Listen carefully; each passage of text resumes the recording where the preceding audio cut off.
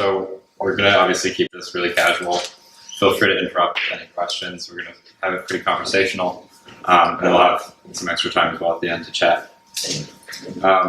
So over the past 2 decades, we've seen the internet grow up, and as a side effect, personal information was spread around the world. So everybody has data on the internet now, and we're starting to see some of the consequences of that. So we'll start with data breaches. Last fall, we saw 3 of the worst data breaches in history. Equifax started with 143 million social security numbers leaked and credit information. Yahoo, it turned out, lost all 3 billion account details. Uber had 57 million breached, and they were even caught trying to pay ransom to the hackers to keep it quiet. And basically, the consumers have been left completely dumbfounded, feeling like it's completely out of their control. Yeah, and so you'd imagine that some pretty intense hacking would have been going on to cause all these breaches, like breaking past firewalls, cracking encryption, stealing passwords, dropping phishing emails. But in reality, all it really takes to hack a $15 billion multinational corporation with personal data of 800 million people are these 2 words: admin and admin. The lack of concern for privacy continued well past the initial breach. As a coping mechanism, Equifax put up a portal for their consumers to come check if their information had been breached. A portal that was littered with marketing opportunities. They were using it as an opportunity to sell yet another product.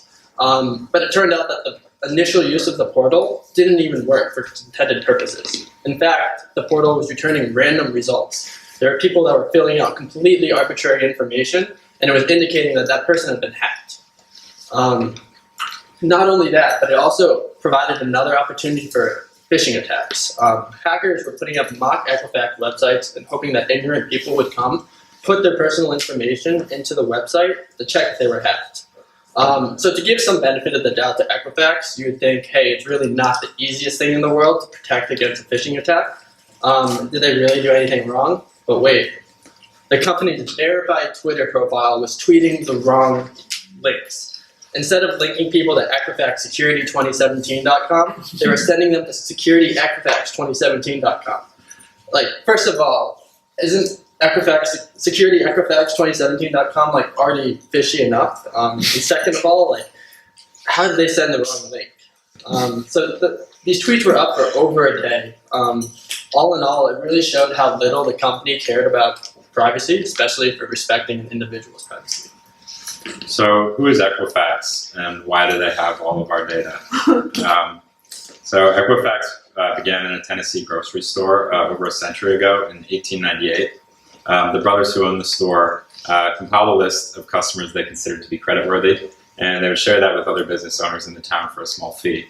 The demand was huge, so the brothers moved to Atlanta and began buying up similar lists, compiling them into a book, and selling them to other businesses. And this is why they're called consumer credit reporting agencies.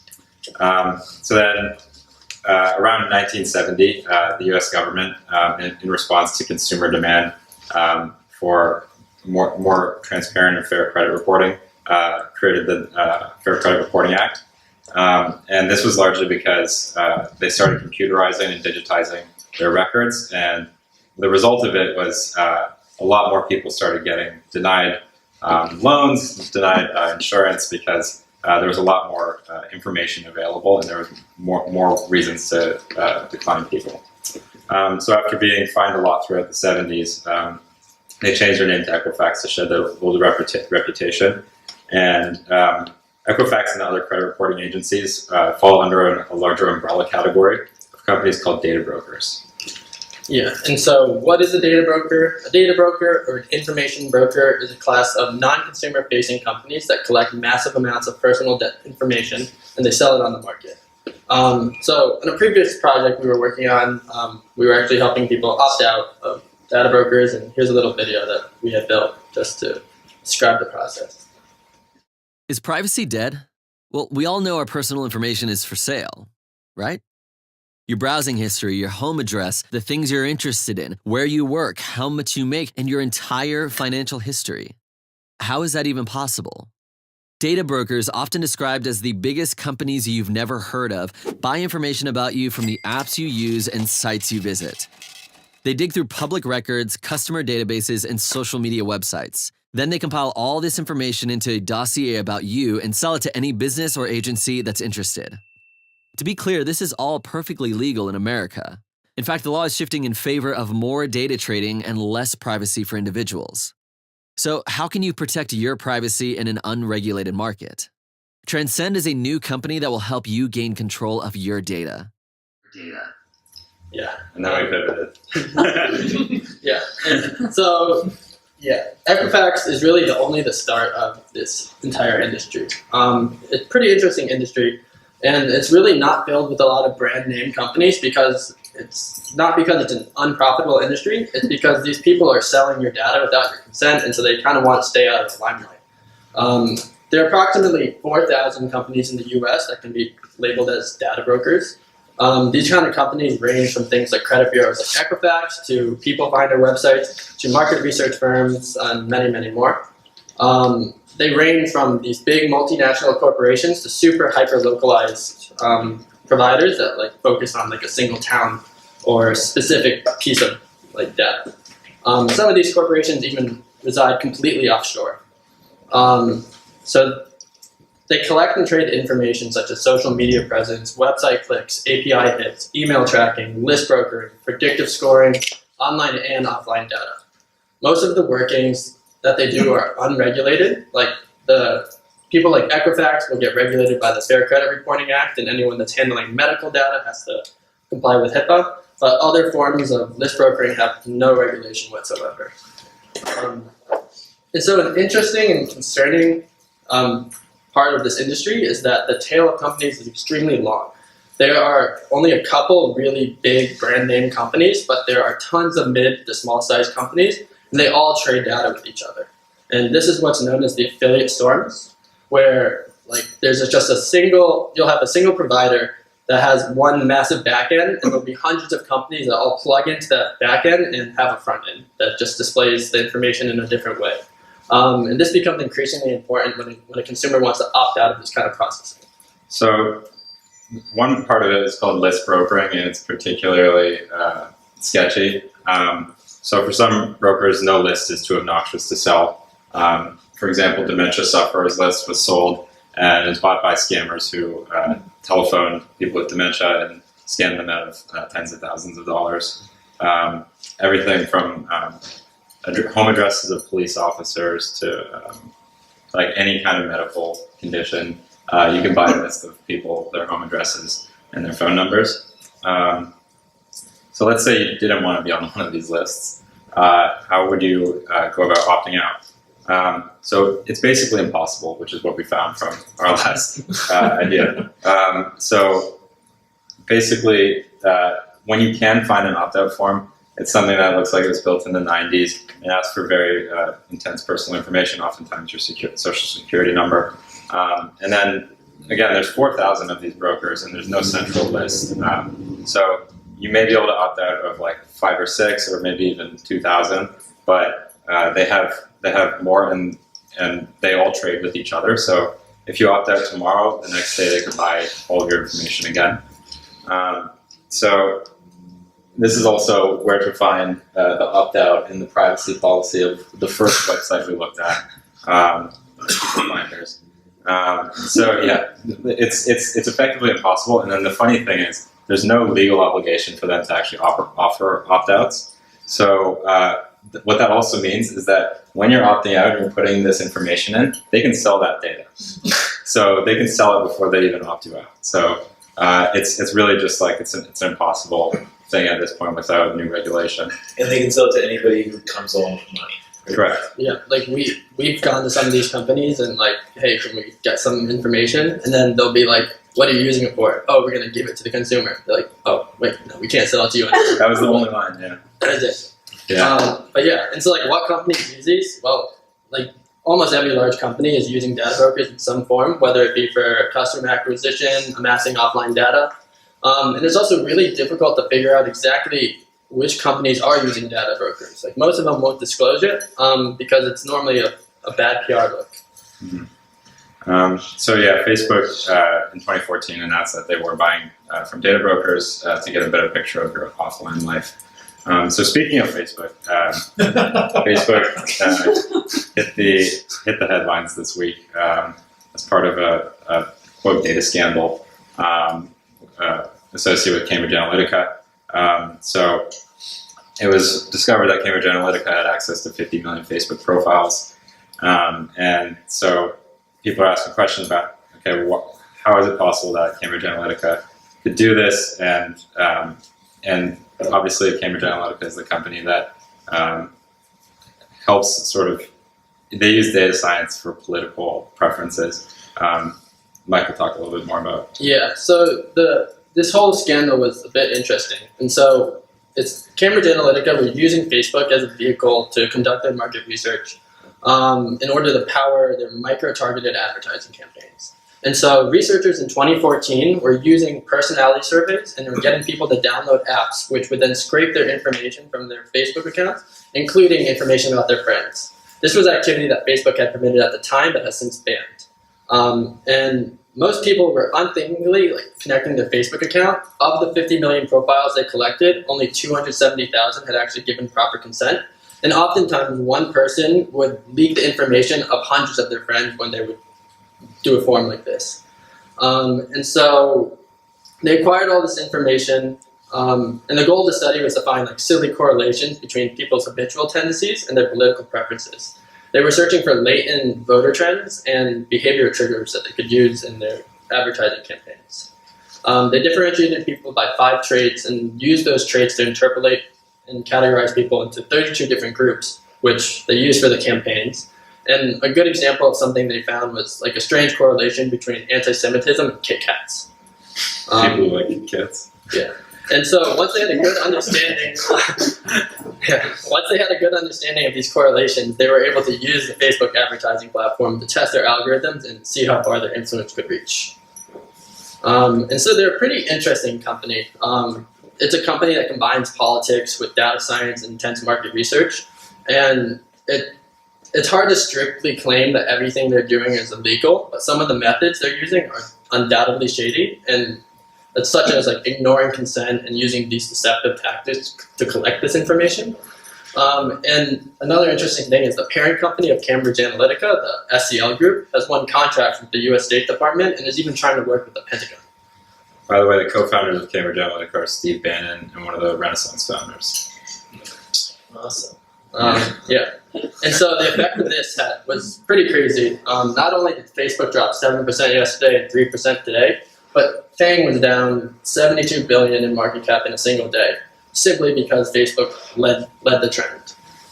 This just goes to show these not having the proper transparency with your privacy policy can really have a terrible effect on your market value. Yeah. So the European Union's response was very swift. They want Mark Zuckerberg to clarify before the representatives of 500 million Europeans that personal data is not being used to manipulate democracy.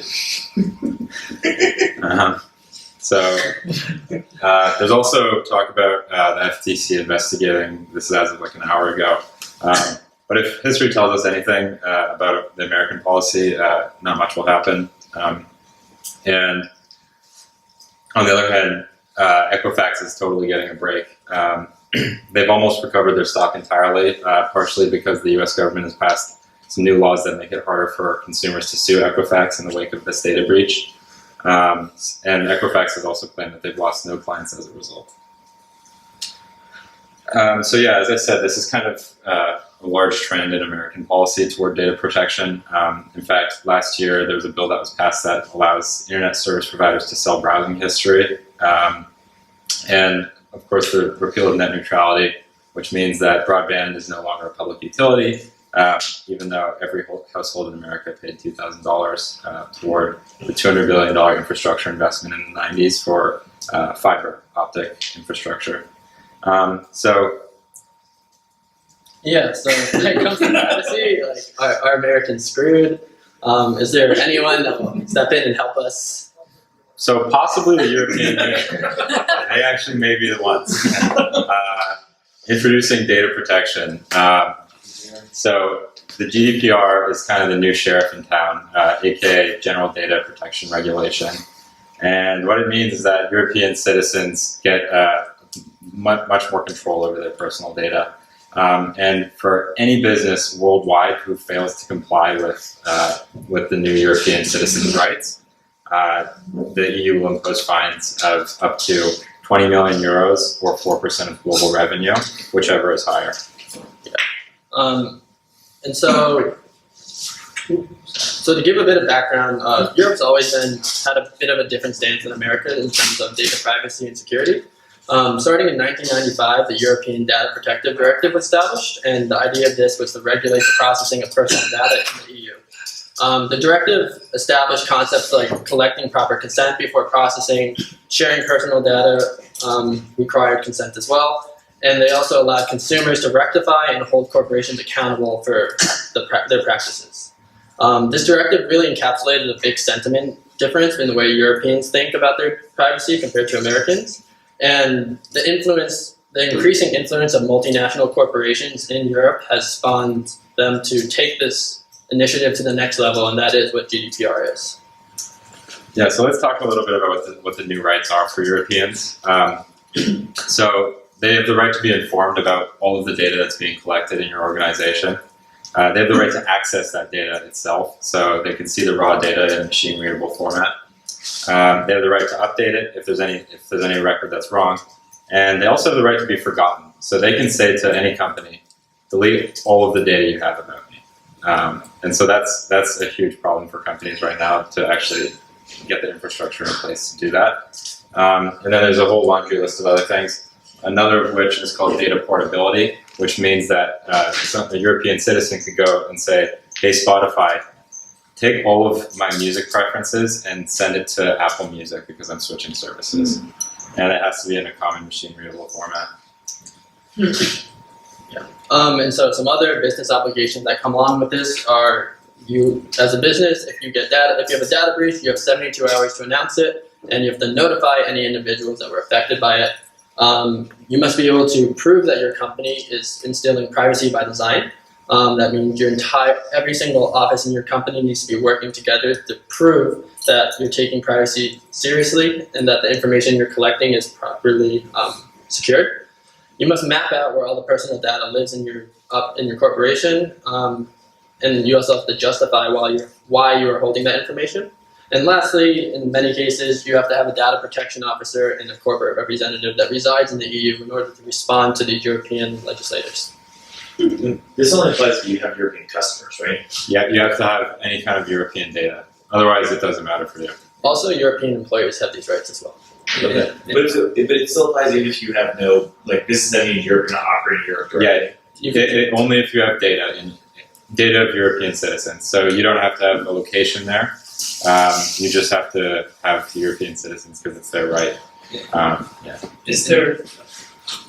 Right. Does this apply with the size of in some sense? Like the representative who resides in Europe seems like. Yeah. So that's where, in many cases, you would need it, but a very small startup wouldn't. The last two bullets are depending on the company. So the DPO and the representative are contextual. Okay, so they're based off the size of the company or something like that? Or I don't know if they've actually, there's a strong definition of when it comes in, but loosely correlated with size. Yeah. Okay. What's the status of these rules? They come into effect on May 25th. So saying that the company I work at, this is one of their biggest things they're working on right now. Company-wide, this is a priority for everybody. So anything, if you were I have a GDPR project, you can just pretty much get any team to jump on board with what you need done. Yeah, it's huge. So in Europe, the definition for personal data is a little bit different from what it is in the United States as well. It's actually anything that can conceivably be tied to an identity. So of course that's address, name, IP address, but it's also anything that in the right context can be tied to a single person. So if it's a small town record and it has red Ferrari and there's only one red Ferrari in the small town, that's personal data according to the European definition. So how can companies comply before May 25th? This is our sort of 5-step program. I should also probably tell you that this does not constitute legal advice, and listening to our presentation should not substitute for obtaining legal advice from a qualified attorney. So with that said, a practical 5-step program is, first of all, map out all of the data in your organization. So look at the data that sits in every database, SaaS tool, data warehouse. Look at your backups, the emails, employee inboxes, and documents within your organization. That's data at rest and data in motion. Everything should be looked at. Then identify which of it is actually personal data, what can be tied to a real person. Can they conceivably be identified from it? And even in a combination of data, could that identify someone? So classify all of that and then also rate it by risk. Always ask, what's the purpose of having this data? Am I allowed to store it? And did I gain consent from the user, or do I have another justification for processing? Then, for each of those, govern the data. So set documentation and rules about who can access the data, and train employees about how that works. And then, of course, protect the data. Encrypt it where possible, anonymize it wherever possible, pseudonymize it. And depending on the context, there's always a sort of balance between risk and value. You have to figure out what it is for each context. And oftentimes, the right answer can just be to hit delete, get rid of the data. If you're collecting it for no reason, you're just storing it. That's not a legal basis for processing under GDPR, and you should just get rid of that. And also just document everything, like everything that you've done to actually come up to compliance, every data impact assessment, just document it all, because when the regulators do come to your door, they're going to want to see that you can produce something to show that you've taken action.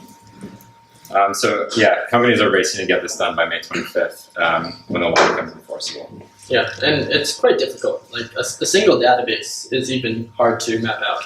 One schema alone might look like this, with all these different connections, dozens of tables, all interconnected. Personal data could honestly be sitting anywhere in any representation. And typically this database is only a small cog in the wheel.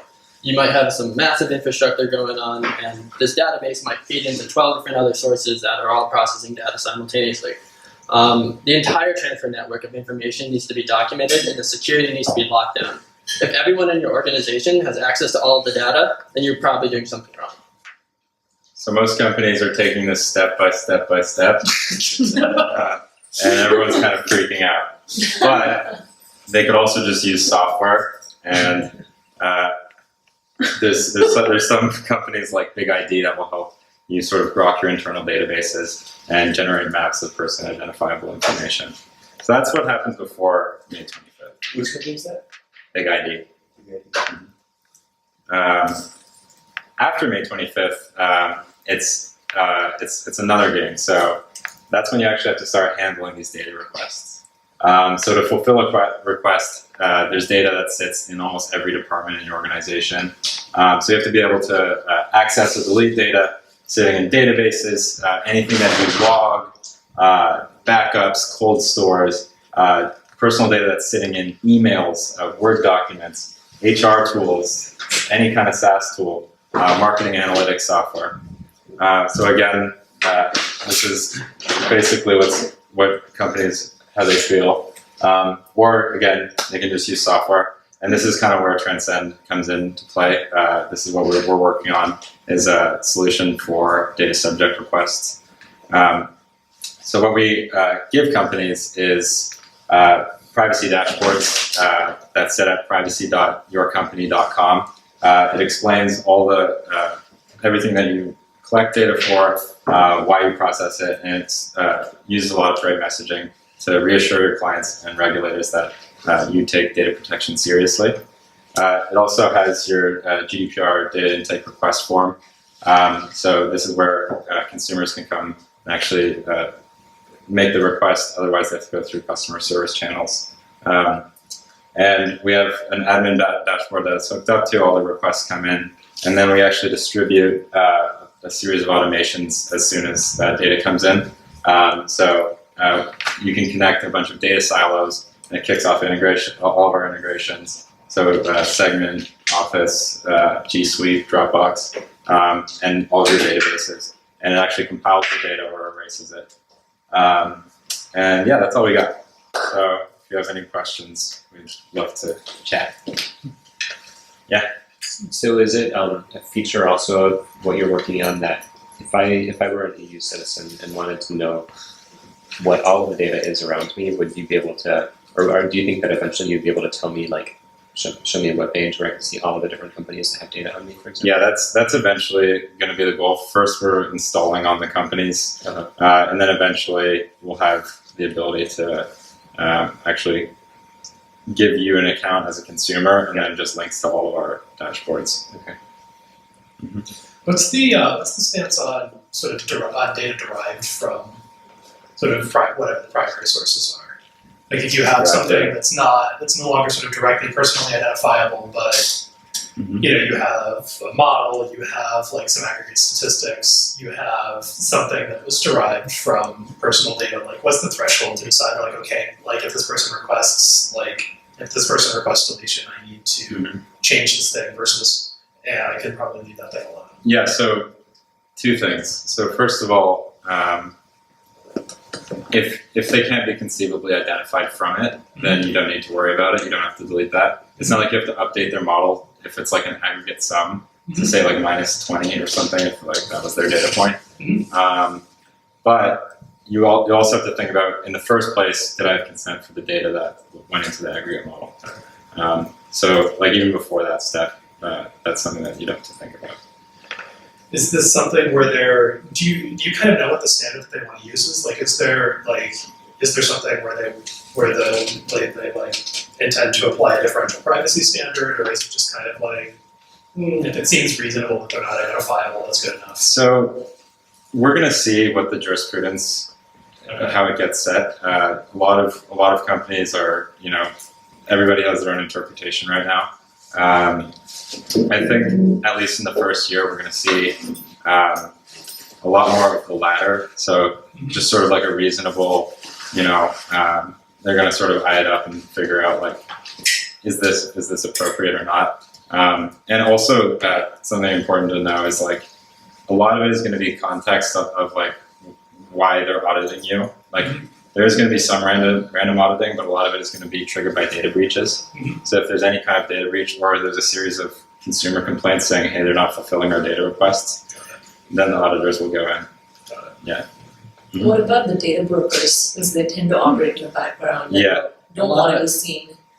Yeah, a lot of them in Europe are like struggling to become compliant because Two of them have gone bankrupt because of this. Just trying to accomplish the Yeah, because the investors completely lost confidence with the GDPR introduction. And the rest of them are usually just operating in America. So Equifax won't be able to operate the way they do in America in Europe. But that's almost always been the case because there were some, we talked a little bit about the directive that was there before. And European citizens, depending on the country, a lot of them already had some rights with data protection. And now this is sort of harmonized all of it and spread it across Europe and made it global. And so, yeah, I guess as far as it being global, there's no way you can just not accept EU citizens' data, right? Or I guess you could put in your TOS that you cannot be an EU citizen and use our product. But otherwise, what do you? Yeah, it's difficult. so honestly, this is why it's so it's actually so effective right now, and companies who are entirely based in America are coming up to GDPR compliance, is because they basically realize that it's impossible to set these controls in a discriminatory way, and they're just going to do it for everyone.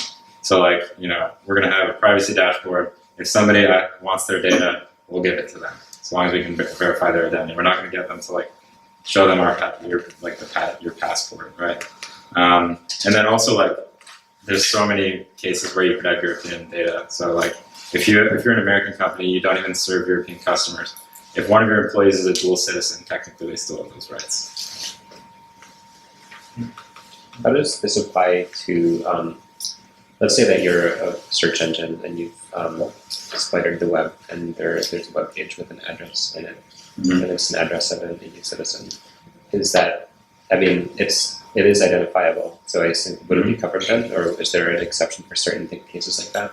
Not for that case. The only exceptions are if you need to keep the data to perform a contract.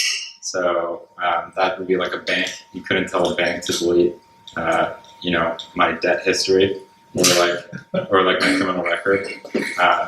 There are certain exceptions, but basically anything like that, like, it's completely in scope. Yeah. Are we seeing companies, or to your question earlier, try to put things in the terms of service to get around this? I mean, I don't think there's really a way to. I mean, you mean companies that are just saying we're only serving Americans? I mean, I'm pretty We're sure that not 13-year-olds click all the time. I'm above 18. Yeah. I could go in, like anyone could click to be like, yeah, sure, I'm not an EU citizen. I want to use your thing anyway. I don't think that would It's gonna be preclude. tested in court. Yeah, I don't think that would hold up for Europe. I mean, there are some practical limitations. Like if you're entirely based in the United States and you have no form of legal representation, you never plan to, then technically, like, they could say, like, we're going to fine you, but they have no jurisdiction over you. So there are some scenarios where it's, like, not possible. So I think some smaller companies do kind of say, like, this is not intended for Europeans. But I think practically speaking, especially in the age of, like, the internet where everyone's serving people globally, it's just a one-sweep solution. And it's actually not that hard to, like, honor people's, like, if someone asks for their data, it can be done. Like, it's not an impossible task. And I think the regulators will be fairly reasonable. They're not going to hit everyone with $20 million, 20 million euro for any sort of small violation. So what's going to happen to European data brokers? Is it impossible to have a business model that is based on advertising and selling user data?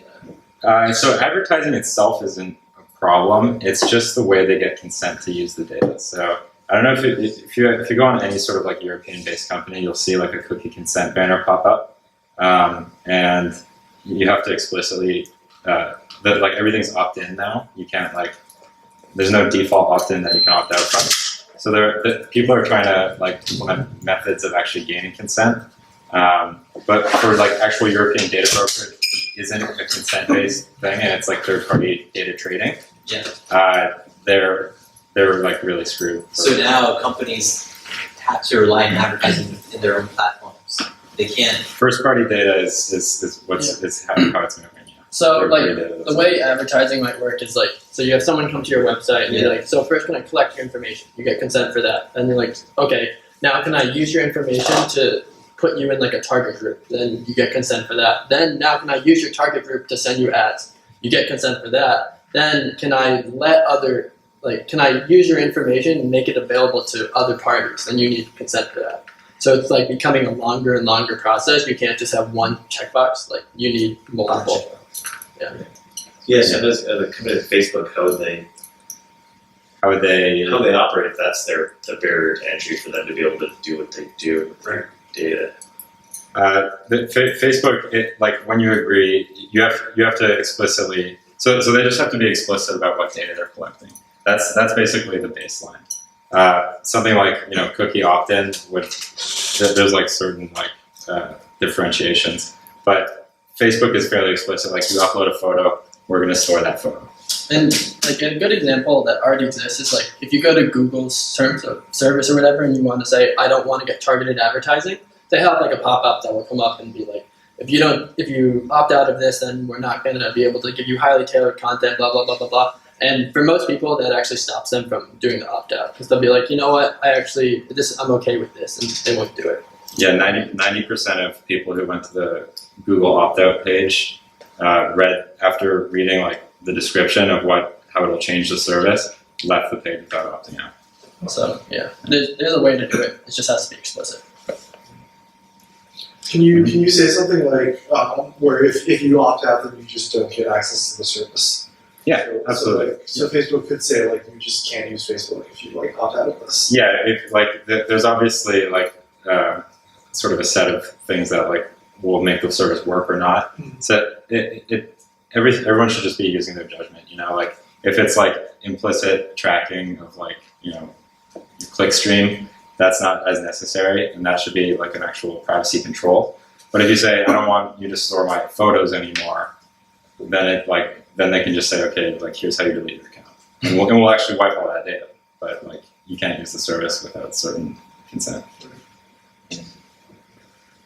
Cool. Anyone? Any last questions? How close do we think the big players are to meeting this deadline? So I just got an email from LinkedIn today saying they updated their terms of service and they launched a GDPR page. Google and Facebook have launched their privacy dashboards in the past month or two. Everyone else has been waiting to see what Google and Facebook will do, and I think now everyone will be making their own dashboards. Yeah, this has been a long time. This was passed like middle of last year. Yeah, and it was put onto the floor in 2016. So it's been a long time coming, but nobody really took it seriously until like everything's heating up right now. Like everyone's going crazy about GDPR right now. Yeah. How does this affect the U.S. credit bureaus? So they only they're keeping themselves to U.S. consumers. It may be at least I think they're totally screwed for their European operations. But like someone like TransUnion, as far as I know. But any EU visitor comes in, lives here, gets a social security number, and starts filing taxes. They're consistent, so they're hosed. Yeah, it's we're gonna see. We're gonna see. Like it's you're right. You're right. It's a total disaster for them right now. And the idea that like this may be a larger shift in like the way privacy is being and data protection is being thought about, and like this law may actually come to the United States someday. So they have to sort of rethink the way they work. And you know, their use case as a credit reporting agency may like end up being justified. But there's this sort of superset of data that's not necessary to like just a standard business operation, like those lists we were talking about. And like that's the kind of stuff that these laws would be targeting mostly. If Equifax were to establish your citizenship and then not track you if you were an EU citizen, that would effectively mean you had no credit standing in the US, which would have serious repercussions as well. They're both bad outcomes. Yeah, yeah. But also if they are tracking and they don't realize the citizenship of the people, and then those people just start complaining, they're subject to 20 million euros or 4% of global profit or global gross revenue. So, what about Visa and MasterCard who overseas? So if you go to a restaurant in Italy and you buy something, that information is now under GDPR, or is it because you're American? So because you're American, you don't really get the same rights, but that doesn't mean that a European business, they'll already have all the practices in place.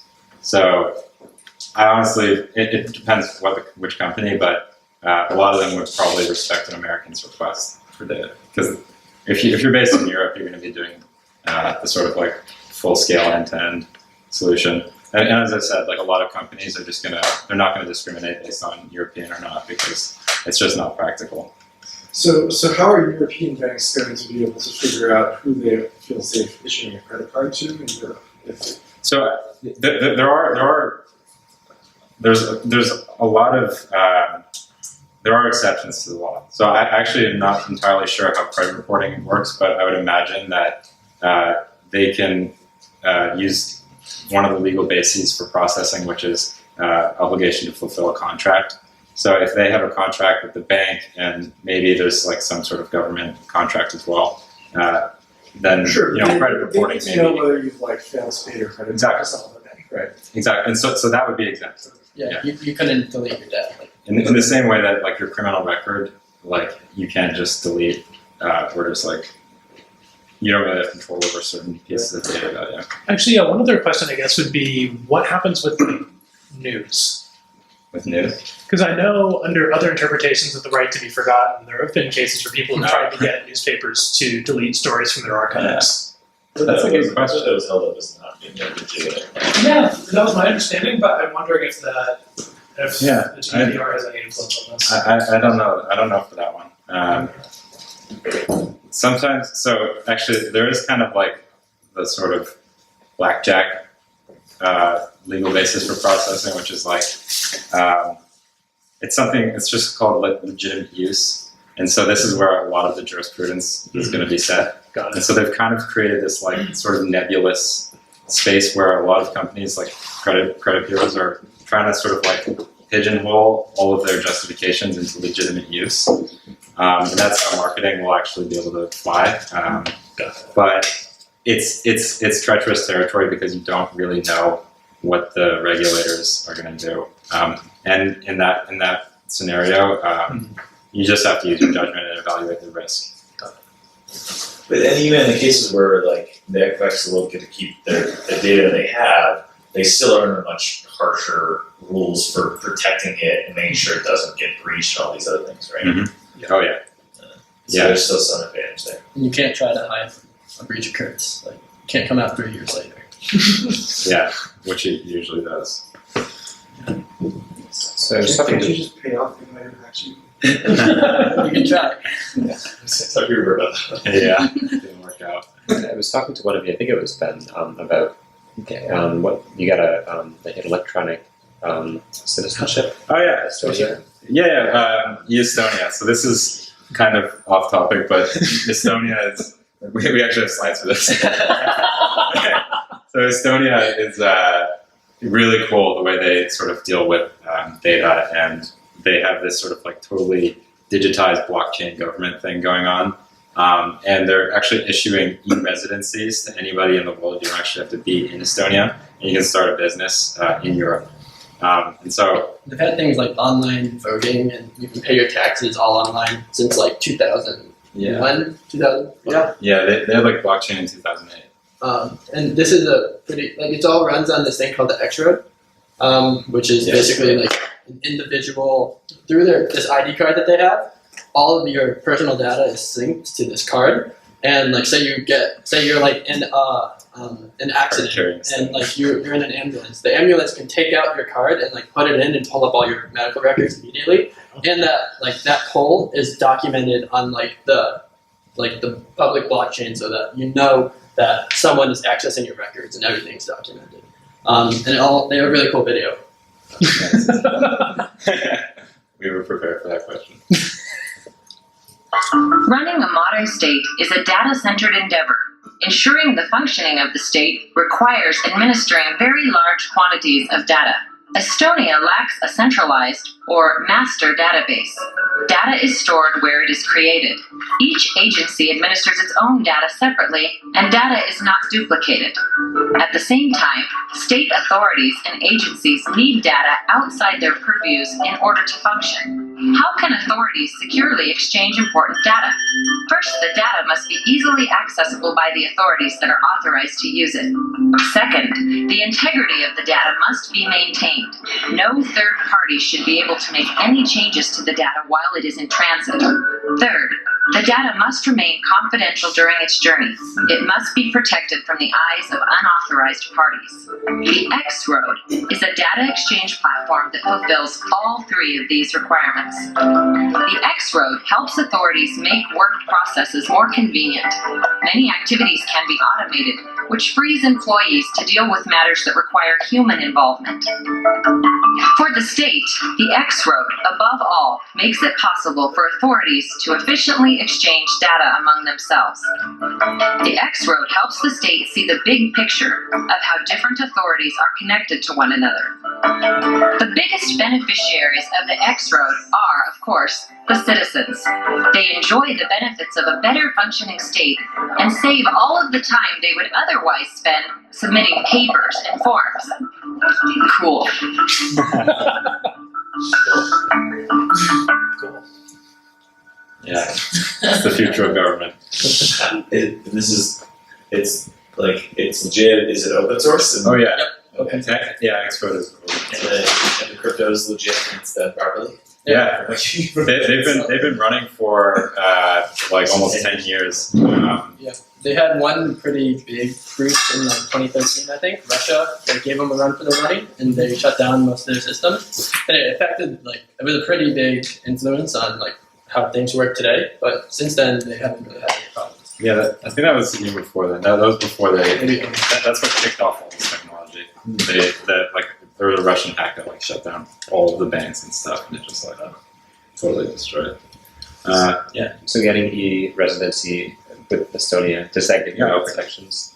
Yeah, so you can just apply online, and it's like $50 or something, maybe €50, and like within a few months, they'll have like a consulate in San Francisco, and you go and like they take all your prints and like give you this card. And so if I like need to sign any documents or like start a company or like authorize myself, I have a USB key that I stick my ID card into, and then it like automatically like verifies my identity, and then you can kind of access anything that's like linked to your identity, like all your medical records or whatever. In Estonia.